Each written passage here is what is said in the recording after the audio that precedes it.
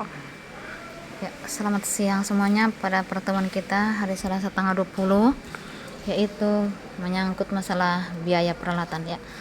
Biaya peralatan ini tentunya menyangkut masalah pembelian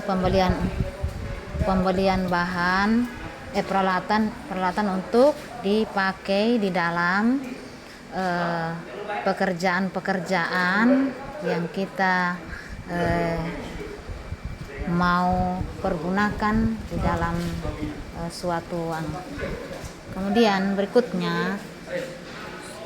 berikutnya biaya di dalam pemakaian ini kita harus memperhitungkan, yaitu masalah peralatan kalau kita orang teknik, yaitu kalian sudah paham, yaitu dalam pekerjaan kita di lapangan ya, termasuk ya skop, linggis, skap, baik yang manual maupun yang peralatan listrik ya. Masalah estimasi biayanya peralatan termasuk pembelian atau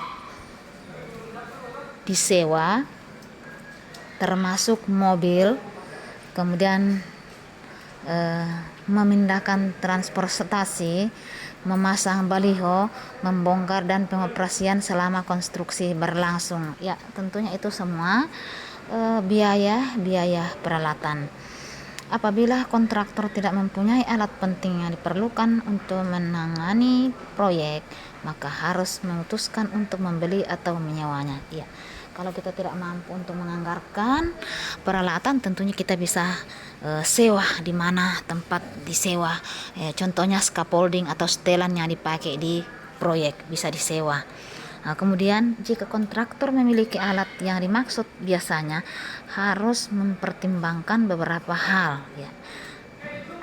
Apakah alat dalam keadaan menganggur dan siap pakai, butuh biaya perbaikan dan persiapan biaya mobilisasi, dan apakah alatnya layak untuk dioperasikan ya. Itu yang kita harus perhitungkan kalau kita miliki atau seorang proyek memiliki, apakah menganggur ataukah layak dipakai untuk bisa dioperasikan atau bagaimana. Itu semua harus dipersiapkan semua. Ada kalanya juga dengan memperhatikan sederetan permasalahan yang dihadapi, mungkin masih akan lebih ekonomis jika diputuskan untuk membeli atau baru atau menyewanya. Itu tergantung kepada perusahaan, apakah mampu untuk membeli atau hanya mampu untuk sewa. Tidak dipaksakan juga.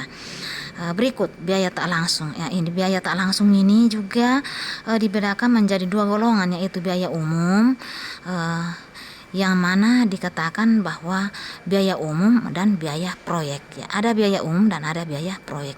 Ada beberapa hal yang dikelompokkan sebagai biaya umum, yaitu gaji personal tetap kantor pusat dan lapangan. Itu adalah biaya umum. Pengeluaran kantor pusat seperti sewa kantor, telepon dan lain-lain sebagainya. Nah, itu adalah biaya umum. Kemudian yang ketiga, perjalanan serta akomodasi. Berikut yang keempat, biaya dokumentasi. Itu semua biaya umum. Bunga bank, biaya notaris, dan peralatan kecil dan material habis pakai ya. Itu adalah biaya umum. Ada beberapa hal yang dikelompokkan menjadi biaya proyek ya. Biaya proyek tentunya beda dengan biaya umum. Biaya proyek yang mana pengeluarannya dapat dibedakan pada proyek, tetapi jika tidak dimasukkan pada biaya upah tenaga kerja, material atau peralatan berikut yang merupakan biaya proyek, yaitu 1. Bangunan kantor lapangan beserta perlengkapannya. Itu adalah biaya proyek, beda dengan biaya umum. Kemudian yang kedua, biaya telepon langganan. Yang ketiga, kebutuhan akomodasi lapangan seperti listrik, air bersih, air minum, sanitasi dan sebagainya. Jalan kerja dan parkir, batas perlindungan dan pagar di lapangan, pengukuran di lapangan, tanda-tanda untuk pekerjaan dan kebersihan lapangan, pelayanan keamanan dan keselamatan kerja, pajak pertambahan nilai biaya asuransi atau asuransi risiko dan asuransi kerugian, biaya jaminan penawaran, jaminan pelaksanaan dan jaminan pemeliharaan, surat izin dan relensi, inspeksi, pengujian dan pengetesan, sewa peralatan besar utama. Nah, itulah biaya-biaya proyek yang tergolong dari 13 ini. Itu adalah biaya proyek, dan yang 7 poin adalah biaya umum. Itulah dalam termasuk di materi menyangkut masalah biaya peralatan, supaya jangan nanti keliru ya. Saya kira untuk materi pada siang hari ini, yaitu hari Selasa tanggal 20 April, cukup sekian dan terima kasih, dan silakan simak tugasnya. Nomor 1. Simak baik-baik. Kenapa di dalam perencanaan proyek harus ada anggaran biaya peralatan? Sekali lagi, nomor 1, kenapa dalam perencanaan proyek harus ada biaya peralatan? Nomor 2, jelaskan kenapa di dalam perencanaan ada biaya tak langsung.